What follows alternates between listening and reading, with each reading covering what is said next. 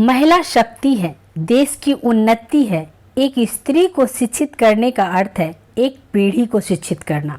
हमारी आज की कहानी इसी बात से प्रेरित है कि अगर एक नारी शिक्षित हो सकती है तो वो और क्या क्या कर सकती है। जो महिलाएं अपनी शक्ति को पहचान लेती हैं, सफलता उसकी कदम चूमती है। आज हमारी कहानी की ऐसी ही एक नायिका हैं, अहिल्याबाई होलकर। उनके जीवन से रूबरू कराते हैं हम आपको। वो कैसी महिला थी। यह एक ऐसी नायिका थी जिनके जीवन में दुखों और संकटों की कमी नहीं थी, लेकिन इन्होंने कभी हिम्मत नहीं हारी। इन्होंने अपने आप को इतनी ताकत और इतनी शक्ति बटोरी कि इन्होंने इतिहास रच दिया और हमारे देश के हर एक कोने में इनका नाम आज भी सम्मान से लिया जाता है। अहिल्याबाई होलकर 1725 से 1795 में मालवा प्रांत की महारानी और एक महान शासिका थी। लोग उन्हें राजमाता अहिल्याबाई होलकर नाम से भी जानते हैं। इनके पिता कन्नौजी सिद्धे खुद धननगर समाज से थे, जो गांव के पाटिल की भूमिका निभाते थे। उनके पिता ने ही अहिल्याबाई को पढ़ाया लिखाया।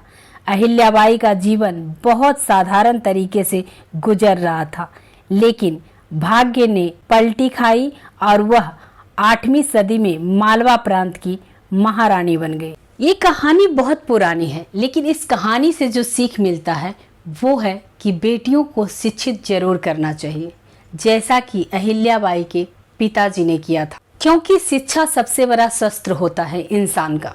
जब अहिल्याबाई 10 या 12 साल की थी तभी उनका विवाह हो गया था और 19 वर्ष की उम्र में ही वह विधवा हो गई थी। अहिल्याबाई होलकर का विवाह इतिहास के नाम रोशन करने वाले सूबेदार मल्हार राव होलकर, जो पेशवा बाजीराव की सेना में एक कमांडर के तौर पर काम करते थे। उन्हें अहिल्या इतनी अच्छी लगी कि उन्होंने उनकी शादी अपने बेटे खाड़े राव से करा दी। इस तरह अहिल्याबाई एक दुल्हन के तौर पर मराठा समुदाय होलकर राजघराने में पहुंची। उसके बाद अहिल्या ने एक बेटे को जन्म दिया। 1745 में जन्म दिया और 3 वर्ष के बाद अहिल्या ने एक बेटी को भी जन्म दिया। अहिल्याबाई के बेटे का नाम मालेराव और बेटी का नाम मुक्ताबाई था। अहिल्याबाई होलकर का जीवन काफी सुखमय व्यतीत हो रहा था, लेकिन 1754 में उनके पति खाड़े राव होलकर का देहांत होने के कारण वह टूट गई और पति के देहांत हो जाने के बाद अहिल्याबाई ने संत बनने का विचार किया। जैसे ही उनके इस फैसले का पता मल्हार राव यानी उनके ससुर को चला तो उन्होंने अहिल्याबाई को अपना फैसला बदलने को कहा। ससुर की बात मानकर अहिल्या ने फिर से अपने राज्य के प्रति सोचते हुए आगे बढ़ी, लेकिन उनके दुख कम नहीं हुए। 1766 में उनके ससुर और 1767 में उनके बेटे मालेराव की मृत्यु हो गई। अपने पति, बेटे और ससुर की मृत्यु के बाद अहिल्याबाई अकेली हो गई थी और राज्य कार्यभार अब उनके ऊपर आ गया था। राज्य को एक विकसित राज्य बनाने के लिए उन्होंने कई प्रयास किए। उनके जीवन में अनेक परेशानियां उस समय भी उनका इंतजार कर रही थी। अहिल्याबाई होलकर का इतिहास करीब 30 साल के अद्भुत शासनकाल के दौरान मराठा प्रांत की राजमाता अहिल्याबाई होलकर ने एक छोटे से शहर इंदौर को एक समृद्ध एवं विकसित शहर बनाने में अपनी संपूर्ण भूमिका निभाई थी। उन्होंने यहाँ पर सड़कों की दशा सुधारने के साथ साथ गरीबों और भूखों के लिए खाने की व्यवस्था और शिक्षा पर भी काफी जोर दिया। अहिल्याबाई की बदौलत ही आज इंदौर की एक पहचान भारत में समृद्ध एवं विकसित शहरों में होती है। अहिल्याबाई होलकर को भारत में देवी के रूप में पूजा जाता है। उन्होंने अपने कार्यकाल में भारत के लिए अनेक ऐसे कार्य किए जिनके बारे में कोई राजा सोच भी नहीं सकता था। उस समय उन्होंने भारत के अनेक तीर्थ स्थलों पर मंदिर बनवाए। वहां तक पहुंचने के लिए उन्होंने मार्ग निर्माण करवाए, कुएं एवं बाबरी का निर्माण करवाया था। इसी वजह से कुछ आलोचकों ने अहिल्याबाई को अंधविश्वासी भी कहना शुरू कर दिया था। अहिल्याबाई होलकर को आज भी देवी के रूप में पूजा जाता है।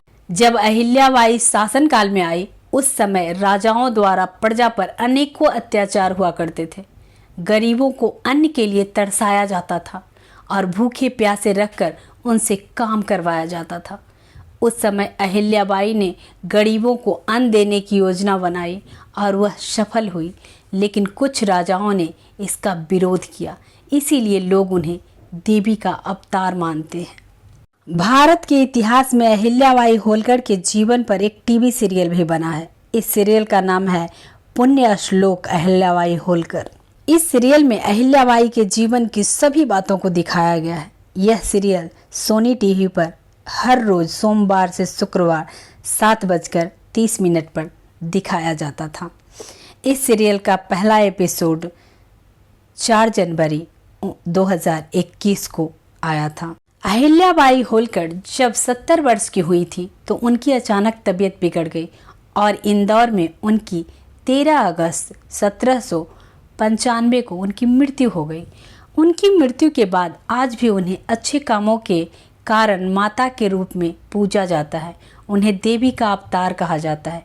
उनकी मृत्यु के बाद उनके विश्वसनीय तुकोजीराव होलकर ने शासन संभाला था। ये तो थी अहिल्याबाई माता के जीवन से जुड़ी झलकियाँ। अभी हम उनके किए हुए कामों को जानेंगे और आपको भी जानकारी देंगे कि उन्होंने ऐसे कौन कौन से काम किए थे जिनके कारण आज एक देवी के रूप में हम उन्हें पूजते हैं। माँ अहिल्याबाई का काशी से विशेष रिश्ता रहा। उन्होंने यहाँ भव्य काशी विश्वनाथ मंदिर का निर्माण करवाया। इसके साथ ही यहाँ कई घाट, चबूतरे, महल भी बनवाए जिसे होलकरवाड़ा कहते हैं। यहाँ पर माँ गंगा की प्राचीन दुर्लभ मूर्तियाँ भी रखी हुई है। काशी में प्रधानमंत्री नरेंद्र मोदी द्वारा 700 करोड़ की लागत से बने श्री काशी विश्वनाथ कॉरिडोर का उद्घाटन किया गया। इसी कॉरिडोर में माँ देवी अहिल्याबाई की प्रतिमा लगाई गई। उद्घाटन के मौके पर पीएम से लेकर सीएम योगी नाथ ने माँ अहिल्याबाई को स्मरण करते हुए कहा, उनके द्वारा ही इस मंदिर का पुनर्निर्माण किया गया है। आज मंदिर जिस भी स्वरूप में है, इसका श्रेय माँ अहिल्याबाई को जाता है। बार बार आक्रमण से टूटने के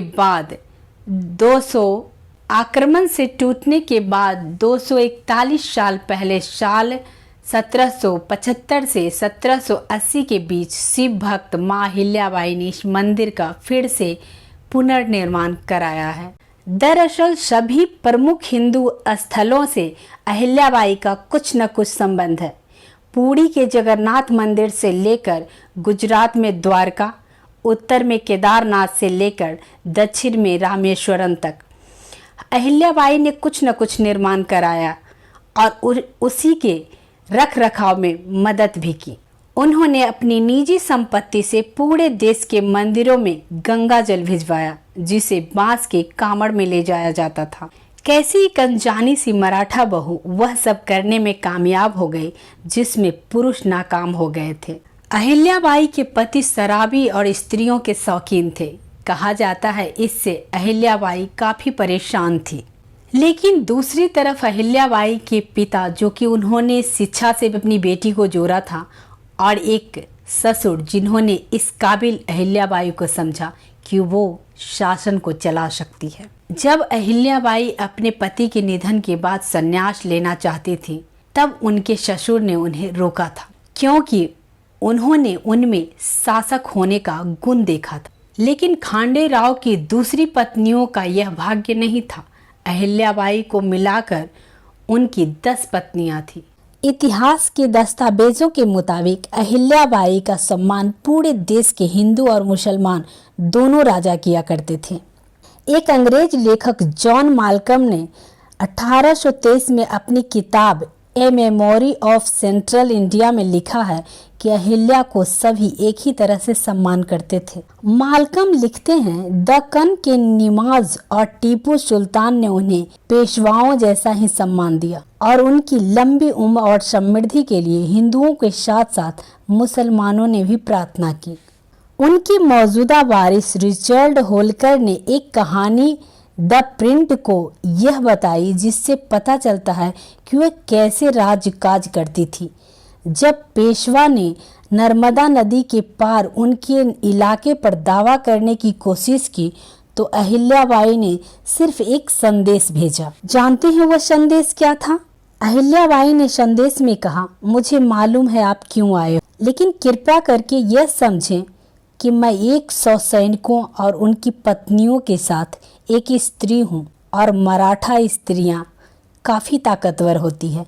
आप हमें जीत सकते हो, लेकिन अगर भगवान शिव का हम पर आशीर्वाद रहा और हमने आपको हरा दिया तो आपकी इज्जत क्या रह जाएगी। पेशवा पुणे से लौट गए, शायद इसीलिए कि उसे अहिल्याबाई की आस्था पर संदेह नहीं था। भगवान शिव उनकी रक्षा करेंगे, ऐसी थी उनकी प्रतिष्ठा। कहा जाता है कि स्त्रियों को सम्मान देना चाहिए, उनकी इज्जत करनी चाहिए। क्यों? सिर्फ इसलिए कि आप एक स्त्री हैं? नहीं, अपने आप को इस काबिल बनाइए कि उस काबिलियत के बल पर आपकी इज्जत हो, ना कि स्त्री होने के कारण।